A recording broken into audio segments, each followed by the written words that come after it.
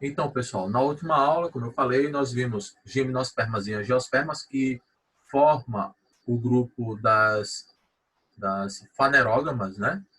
São plantas que já têm sementes, né? Gimnospermas já possui raiz, caule, folha e semente, enquanto que angiosperma possui todas essas características e ainda mais flor e fruto. Então, você observa que há uma vantagem evolutiva para que essas plantas sejam mais desenvolvidas, né? A gente considera elas mais desenvolvidas. Quais as vantagens que a gente observa nas gimnospermas e angiospermas? Bom, o grupo das fanerógamas, eles possuem, além das sementes, eles possuem pólen. E essa característica do pólen, formação do tubo polínico, fez com que essas plantas não dependessem mais da água no momento da fecundação. Tá? Então, o gameta masculino, o anterozoide, ele fecunda a oosfera sem que haja água disponível, sem a necessidade de haver água disponível. Essa é uma grande vantagem evolutiva. A segunda vantagem é em relação às sementes. Você pensa que plantas que possuem sementes, elas têm o embrião protegido, mesmo no período da seca, ele fica protegido naquela estrutura, de modo que ela pode passar aí, plantas anuais, né? Passam aí um ano esperando o próximo inverno para que, com a chuva, né? Elas passam por um processo chamado de embebição. Então, com a chuva, elas conseguem germinar. Então, a gente fala que essas plantas, elas são plantas bem adaptadas aos ambientes mais secos, quando a gente compara com briófitas e pteridófitas. Quando você vai para angiospermas, aí já tem ainda algumas vantagens extras. Por exemplo, dentro de angiospermas, nós observamos plantas que possuem flores e frutos. Quais são as vantagens evolutivas da planta possuir flor e fruto? Primeiro, flor vai fazer com que a planta ela tenha um tipo de polinização diferenciada. Gimnosperma, como não tem flor, a polinização se dá basicamente pelo vento. Já angiospermas, a polinização pode ser pelo vento? Pode, mas geralmente, devido à coloração, devido ao cheiro, muitas vezes ao sabor, a polinização é feita por animais. Então, você tem polinização feita por insetos, aranhas, pássaros, morcegos, mamíferos, os mais variados animais.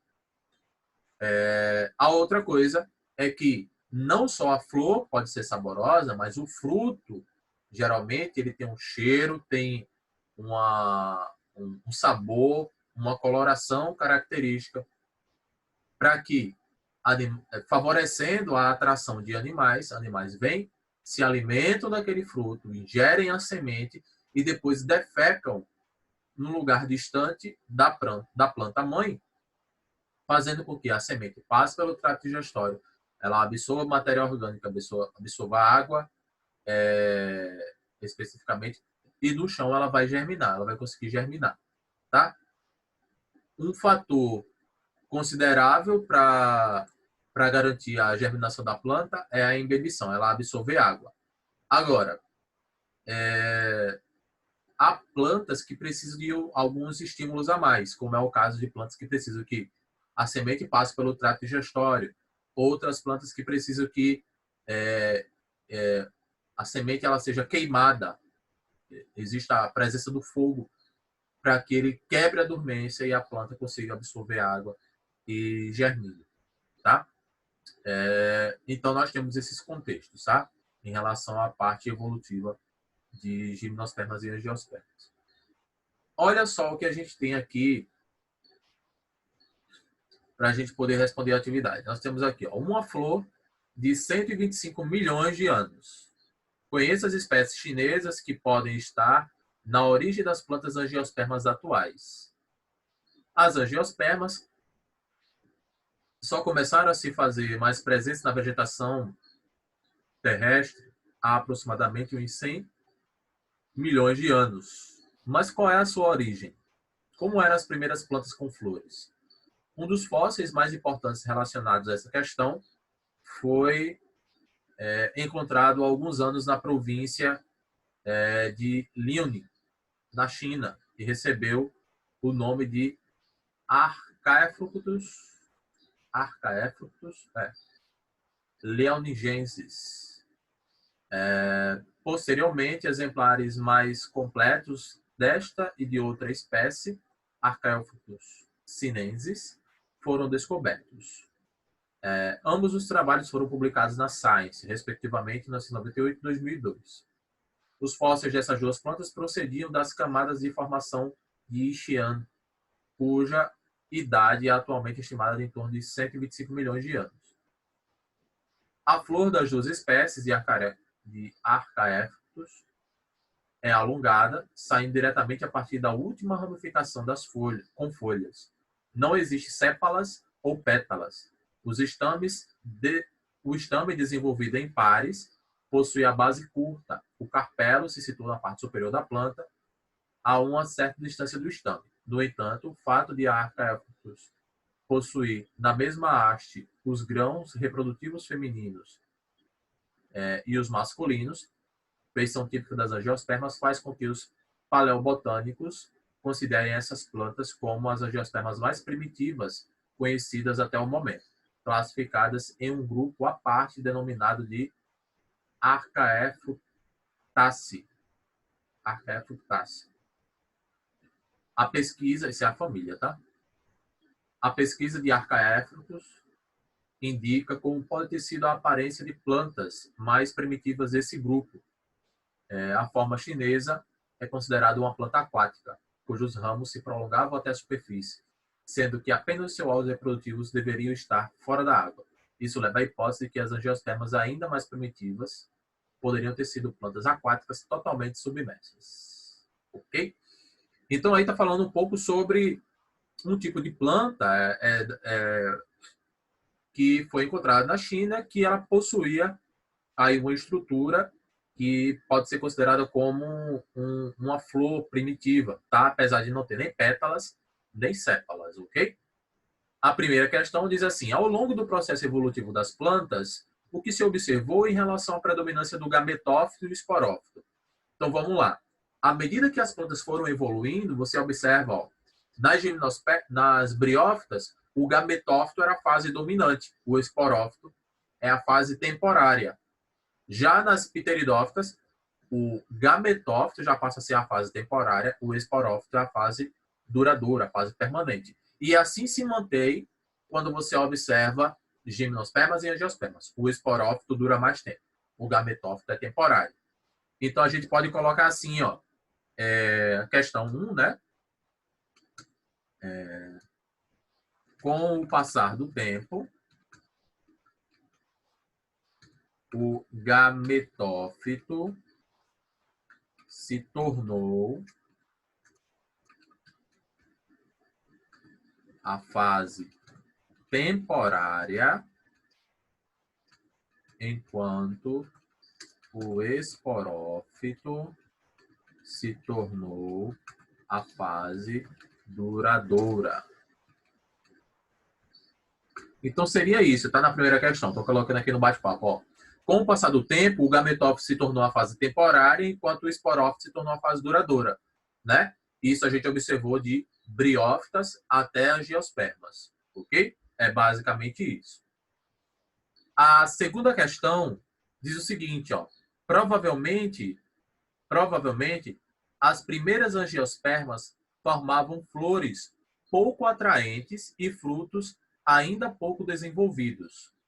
Qual deveria ser a desvantagem para essas plantas e as outras que não formam flores e frutos quando comparadas às angiospermas? Olha só, provavelmente as primeiras angiospermas formavam flores pouco atraentes, tá?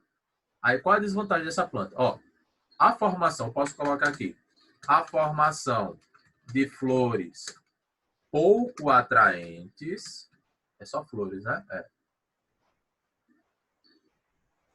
Atraentes e frutos pouco desenvolvidos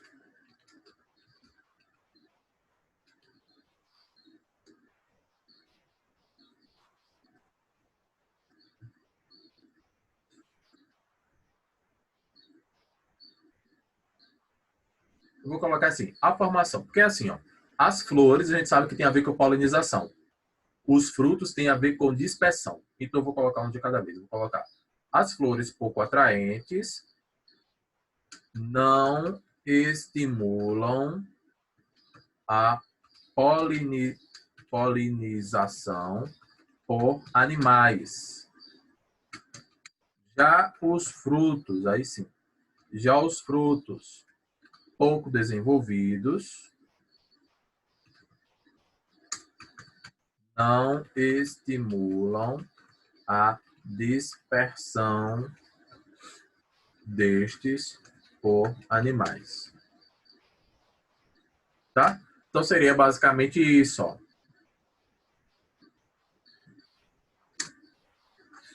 A formação de flores pouco atraentes não estimula a polinização por animais.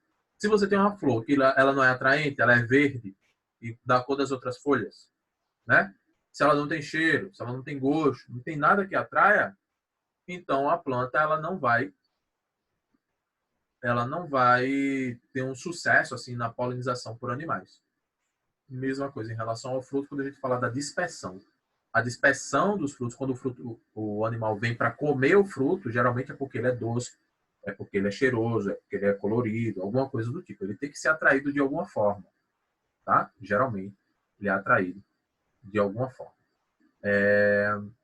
Aqui, pessoal, nós temos o fóssilzinho da Archaeopteryx, né? Que a gente estava falando ainda há pouco, tá? Vamos ver aqui algumas questões. Algumas questões diz aqui, ó. Deixa eu pegar aqui. Vou pegar essa questão 2 aqui, ó, do praticando. Diz assim, ó. Considere o cladograma que represente subdivisões dos grupos vegetais. Os algarismos romanos representam os critérios usados para a classificação. A presença de vários condutores, o crescimento secundário, a parede celular e os frutos estão representados nesta sequência pelos organismos. Aí vamos lá. Frutos, a gente só vai observar aqui em 4. Ó.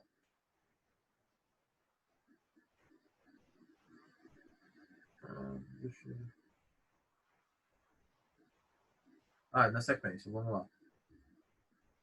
Frutos tem que ser o último. Ó, frutos é o 4. É o único que tem aqui o 4 no último, é esse, ó. Frutos. Tá? Então, parede celular vai ser 1. Todas as plantas têm parede celular. Confere. Crescimento secundário, 3. Por que crescimento secundário aqui?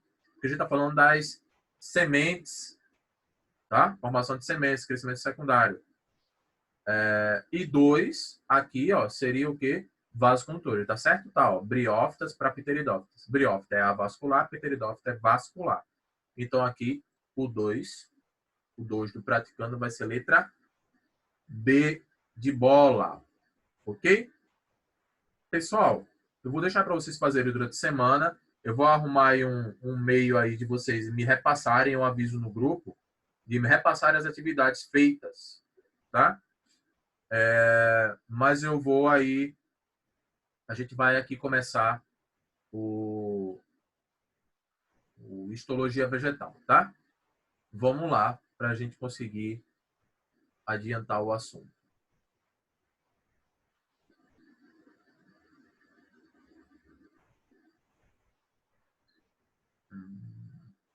Olha só, aqui está falando assim, ó, tecidos meristemáticos. Vê que já está começando trazendo o nome do tecido, mas isso aqui faz parte de histologia vegetal, tá? Que é o quê? Estudar os tecidos das plantas. Estudar os tecidos das plantas. Aí, olha só o que a gente tem aqui. Vamos lá. Beleza. Olha só, pessoal. Uma coisa que a gente pode observar, tá? Depois a gente volta para o livro. Uma coisa que a gente pode observar no nosso organismo é que, vou pegar aqui o lápis para a gente ir para o quadro. A gente pode observar o seguinte, ó. O nosso organismo funciona da seguinte forma. um óvulo, espermatozoide, acontece a fecundação, forma o zigoto. Desse zigoto, a gente tem a origem aqui a várias células, que é basicamente o quê? É o embrião. É o embrião. Esse embrião, ele possui células totipotentes. O que são células totipotentes, pessoal? São células que têm uma capacidade, têm um potencial de gerar todos os tipos de células totipotentes. Tá? Isso quer dizer que veio 50% das características aqui da sua mãe, 50% das características aqui do seu pai. Formou o zigoto. Você é um indivíduo que possui um DNA único. Tá? Professor, Oi. são essas as chamadas células-tronco? São células-tronco. Entendi o Nem motivo. todas as células-tronco são totipotentes. Existem dois tipos de células-tronco aqui que a gente pode colocar. As Tá? que tem no cordão... Ou dois ou três. Ó. Cordão Vamos lá. umbilical e a que tem no feto. Isso. A gente tem as totipotentes, tem as multi ou pluripotentes. E a gente tem as células-tronco oligopotentes. Qual é a diferença? A diferença é a seguinte. Quando forma o embrião, essas células aqui, elas não são diferenciadas. Não são diferenciadas. Deixa eu aceitar aqui. Beleza. Elas não são diferenciadas. Ou seja, não formou tecidos ainda aqui. Essas células vão dar origem a tecido epitelial, conjuntivo, nervoso, muscular, certo? Vão dar origem. Como elas podem dar origem a todos os tipos, elas são totipotentes. A gente chama de totipotentes. É uma classificação para elas. Se a gente observar as células da medula, elas são multipotentes ou pluripotentes. Por quê? Elas não dão origem a todos, mas elas dão origem a muitos tipos de células. Dão origem a muitos tipos. A célula da medula dá origem às células nervosas, células sanguíneas e células ósseas. Tá? E as células oligopotentes são as células que elas dão origem a poucos tipos de célula. Um ou outro. Tem algumas células ósseas que dão origem a certos tipos diferentes de células ósseas também. Então a gente chama de oligopotentes. São células-tronco, essas e essas. Todas as três são. Agora, essas daqui, elas são mais específicas do que essas, e essas são mais específicas do que essas. As células que podem dar origem a todos os tipos de células são as células embrionárias. Ok? Aí o detalhe. Quando é que o ser humano vai produzir célula embrionária? Unicamente só, quando ele é embrião. Somente. E no resto da vida, professor? Ele não produz célula embrionária mais? Não. Ele produz célula adulta. É célula-tronco ainda? É. Mas é célula multipotente ou oligopotente. Totipotente só na fase embrionária. Isso quer dizer que se você sofreu uma lesão, a gente não tem capacidade de regenerar todos os tipos de célula. Todos os tipos de tecido. Por quê? A gente só teria condição de regenerar se a gente tivesse célula embrionária, que forma todos os tipos de célula. Mas a gente não tem célula embrionária quando a gente é adulto. Ok? A mãe que tem um tipo de doença e enquanto está na gravidez se cura da doença milagrosamente, entre aspas, né? Como é que é?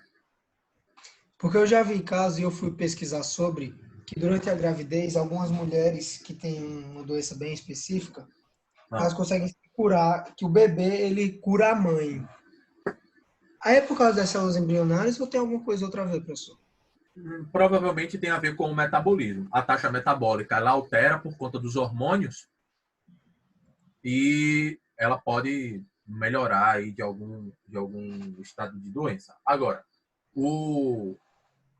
não está associada à célula-tronco embrionária, não. Por quê?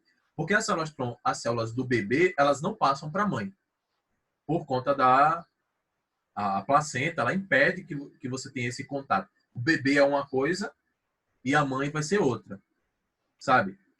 Até a gente pega nos exemplos de quando a pessoa está falando sobre aborto e tudo mais, a gente costuma falar sobre isso. O bebê é uma coisa separada, é uma coisa à parte, tá? Não é o corpo da mãe. Apesar de que é totalmente plausível os casos de aborto e tudo mais, que Atual da são menina, por exemplo. legalizados, é o caso atual. Agora, Aí, professor, oi. por que que num caso como o de aborto, por que não se aproveita as células tronco desse bebê? Então, poderia se aproveitar.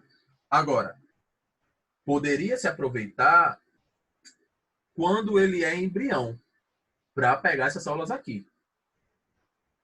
Mas só que esse período embrionário, ele vai durar o quê? Uma semana, vamos dizer, 2 semanas, esse período aqui. Então, um embrião de 2 semanas abortado, e como é que a gente vai pegar esse bebê de 2 semanas? É inviável. Não dá para a gente pegar, extrair. Ele vai ser abortado, tá com 1 semana de vida. Vai ser abortado e vão pegar esse bebê. Não tem como, sabe? Um bebê que já está formado, tipo o caso que a gente está vendo atualmente, né? Bebê de 6 meses, ele já não tem mais as células embrionárias. Todas as células dele já são células adultas. Então, as células tronco dele são totipotentes. Aliás, são multipotentes, pluripotentes ou oligopotentes. Já não tem mais células embrionárias assim. Agora, veja só. Isso aqui quer dizer que a gente não consegue regenerar a nossa medula, por exemplo, no caso a gente sofre um acidente, porque a gente não tem célula embrionária sendo produzida. Agora, nós envelhecemos graças à mitose que acontece no nosso organismo. Graças à mitose, santa mitose, que a partir de uma célula forma-se duas, né? Mas o que ela faz? Ela só faz tirar xerox das células velhas, porque a gente não consegue produzir células novas, ok? O tempo todo. A gente não forma uma célula embrionária o tempo todo. A gente fica tirando xerox das células adultas que a gente já tem a partir do momento que a gente nasce. Tá? Agora, vamos para as plantas. A gente está falando de plantas. Plantas. Professor, Oi, sim. pode Não, falar. Pode falar. essa questão, por que que não pode tirar do bebê com 2 semanas? Não Porque. daria para tirar. Então, é porque não dá para saber. Tipo, a mãe com 2 semanas, ela não sabe nem que está grávida ainda. Ela só vai saber que está grávida com 3, 4 semanas, no mínimo. Aí, a partir de, vamos dizer, geralmente ela descobre que está grávida, as mães descobrem que está grávida com quanto tempo? Com 2 meses, né? 3 meses. Por que não dá para descobrir com 2 semanas? Porque A barriga não cresce. a Não barriga não cresce. cresce e geralmente a mulher descobre que está grávida através de quê? Dos sintomas, quando começa a Qual é o principal vomitar, sintoma? O principal sintoma é a menstruação que enjoo, atrasa. Então tem que esperar pelo menos um mês para ver isso. Entendeu? Esse é o sei ponto. que. Olha só. Então, imagina aqui a situação das plantas. As plantas, elas funcionam de forma diferente. Elas não possuem os mesmos tecidos que a gente e elas nem possuem as mesmas características em relação às células embrionárias. Por quê? Vamos lá. Primeiro, o nome dos tecidos é diferente. Ó. Eu tenho um tecido chamado de tecido meristemático.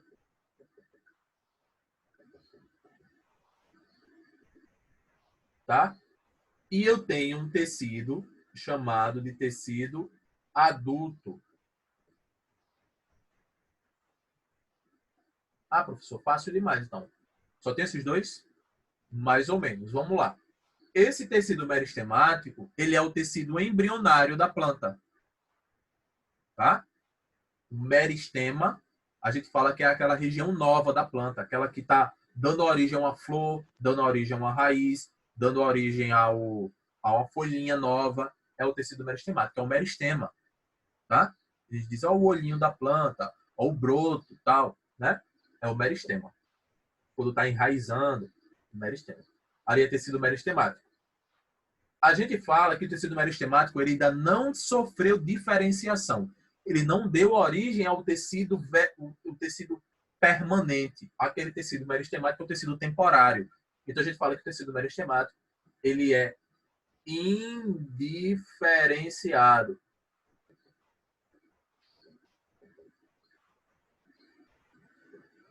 Ok? Ele é um tecido indiferenciado. Quando a gente vai observando o tecido adulto, a gente observa que o tecido adulto ele já ganha uma função. Tipo, tecido adulto pode ser tecido adulto de revestimento, tecido adulto de transporte, tecido adulto de armazenamento, tecido adulto de sustentação, sabe? Então, esse tecido adulto, ele é um tecido que ganha uma função. Enquanto o meristemático é indiferenciado, o tecido adulto é um tecido diferenciado. Esse tecido adulto ele também pode ser chamado de permanentes, né? Permanente, exatamente. Tecido permanente. Isso aí. Meristemático ou embrionário. E aqui, adulto ou permanente. Beleza.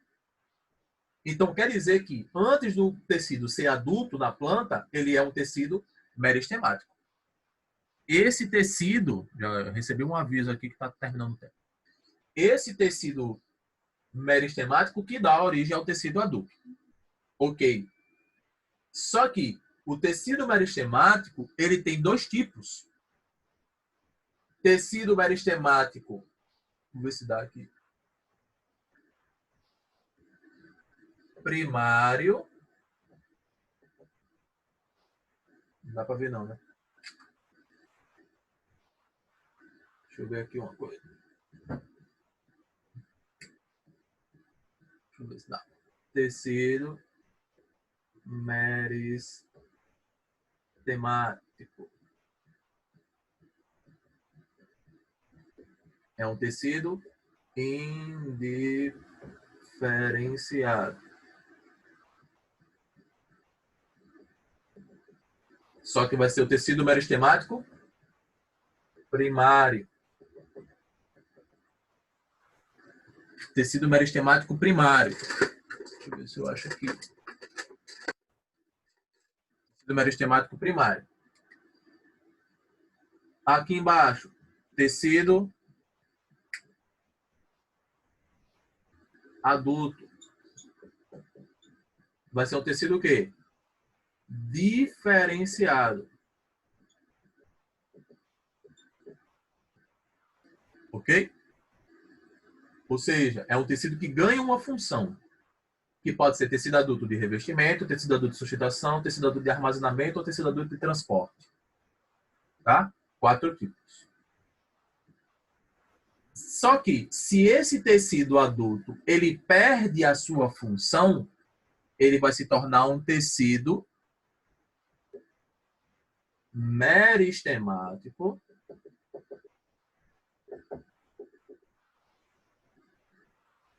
secundário. Tecido meristemático secundário. Ele vai ser um tecido, ó, desdiferenciado. Se você consegue entender isso daqui, você consegue entender o assunto de histologia. Tá? Ó, histologia vegetal. Tecido meristemático, ele dá origem ao tecido adulto. Tá? Tecido meristemático, ele forma o tecido adulto, é o tecido diferenciado. Sustentação, armazenamento, transporte e revestimento. Agora, se esse tecido adulto ele perde a sua função,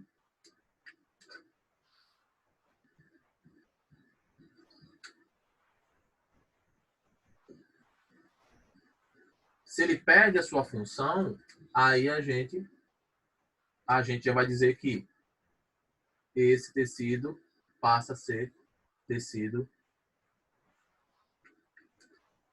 que era diferenciado.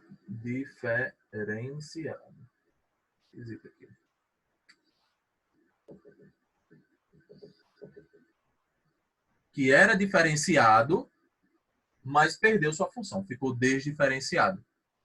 Então a gente fala aqui, seria como a gente comparasse a nossa vida. em relação à rotina de trabalho. A rotina de trabalho.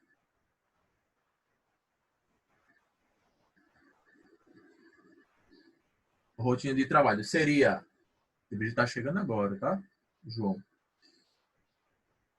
Imagina, você, no começo da sua vida, você não tem uma função no mercado de trabalho, você é adolescente, está estudando, tudo mais, tal. Aí você vai, se forma e tudo mais, ganha uma função, carteira assinada, ou vai estar num cargo público, né? E depois você se aposenta, perde sua função, tá? Perde sua função no mercado de trabalho. Não quer dizer que você não sirva para nada. Você perde a função dentro do mercado de trabalho, tá? Então, tecido meristemático primário, sem função. Ainda sem função. Tecido embrionário. O tecido adulto é aquele que ganha a função, ganhou uma função. Armazenamento, sustentação, transporte ou revestimento. E o tecido meristemático secundário é aquele que perdeu a sua função.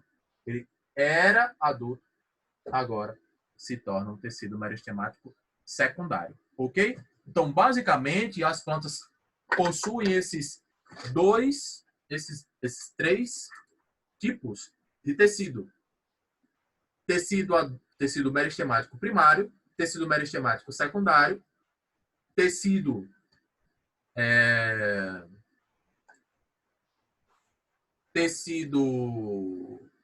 adulto, tá? Tecido meristemático primário, tecido meristemático secundário, tecido adulto. Então, quando a gente inicia o livro, inicia o assunto aqui no livro sobre tecidos vegetais, histologia vegetal, vê que de cara ele já começa assim, já com uma voadora, né? Já tecido meristemático. Nem fala sobre isso que eu falei aqui agora.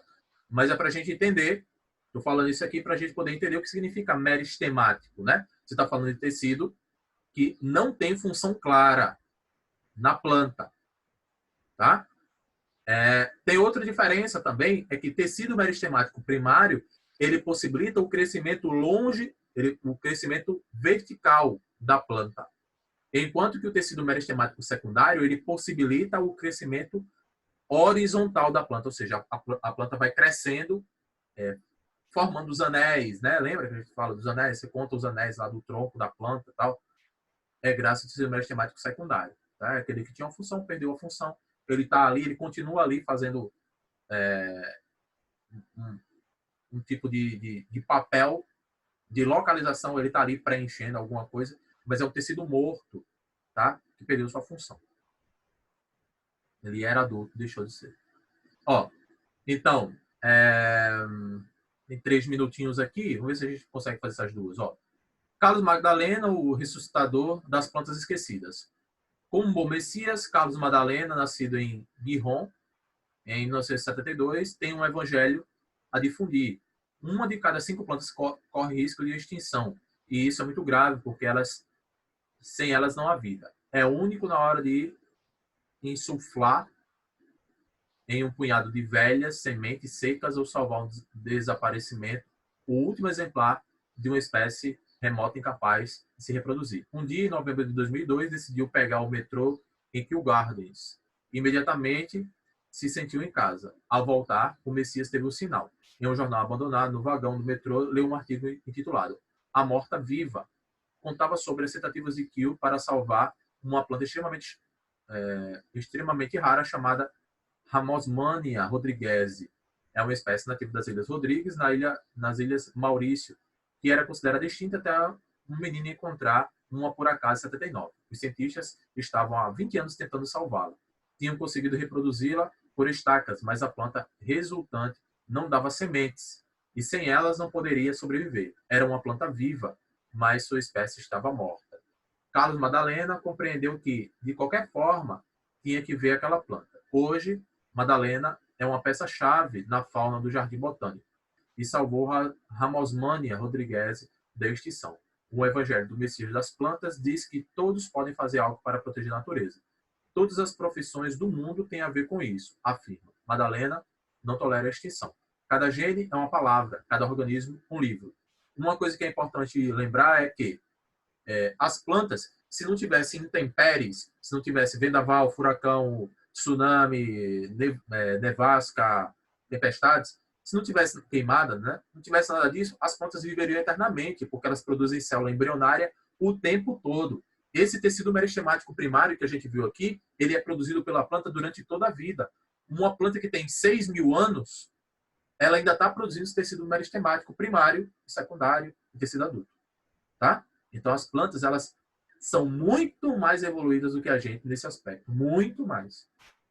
Por 2 aspectos, eu considero que as plantas são organismos fantásticos. Primeiro, elas fazem um processo de ida e volta na parte energética, elas fazem fotossíntese, depois respiração celular. A gente só faz respiração celular. E as plantas conseguem produzir tecido embrionário durante toda a vida. Pessoal, está dizendo aqui que a gente tem menos de 1 minuto. Eu vou deixar para vocês fazerem em casa, fazerem durante a semana as atividades. E depois eu explico uma forma de vocês retornarem essas atividades para mim. Ok? Um abração a todos vocês. Nos veremos na próxima aula, se Deus quiser. Se cuidem. Tchau, tchau. Valeu.